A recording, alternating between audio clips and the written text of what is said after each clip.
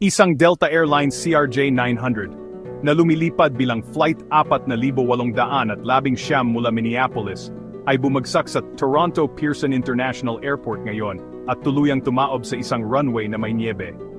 Mabilis na tumugon ang mga emergency crew at lahat ng pasahero at crew ay nailigtas, bagamat may mga ulat ng ilang nasugatan.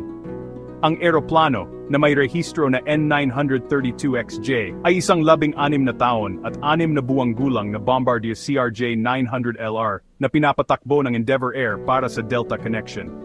Ang sanhi ng aksidente ay kasalukuyang iniimbestigahan.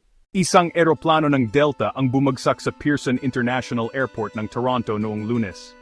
Hindi bababa sa 8 katao ang nasugatan sa paglapag ng Flight 4,819. Isang bata at 2 matanda, isang lalaki at babae na nasa edad 60, ay nasa critical na kondisyon, ayon sa isang Canadian outlet.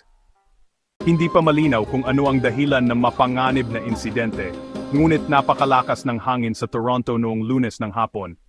May mga espekulasyon sa isang message board na ang eroplano ay maaring tumaob dahil sa malakas na crosswinds. Ang eroplano, isang Bombardier CR900, ay pinapatakbo ng isang regional airline, ang Endeavour Air. May sakay itong halos 80 pasahero. Alam ng Delta ang mga ulat tungkol sa Endeavour Flight 4,800 at 19 na lumilipad mula Minneapolis, St. Paul, patungong Toronto Pearson International Airport na sangkot sa isang insidente. Pahayag ng Delta. Sinisikap naming kumpirmahin ang anumang detalye at ibabahagi namin ang pinakabagong impormasyon sa sandaling maging available ito. Inahinto ang lahat ng operasyon sa Toronto Airport matapos ang pagbagsak ng eroplano.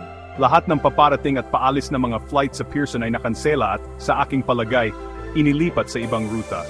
Sa Pearson International Airport, bumagsak at gumulong ang Delta Flight 4819 sa Toronto Pearson International Airport. Nakatagilid ang eroplano na CRJ-900s. Ang flight ay nagmula sa Minneapolis. Wala pang balita tungkol sa mga nasugatan. Malakas ang ulan ng niebe sa lugar. Sarado hanggang alas 9:30 ng gabi ayon sa ATC.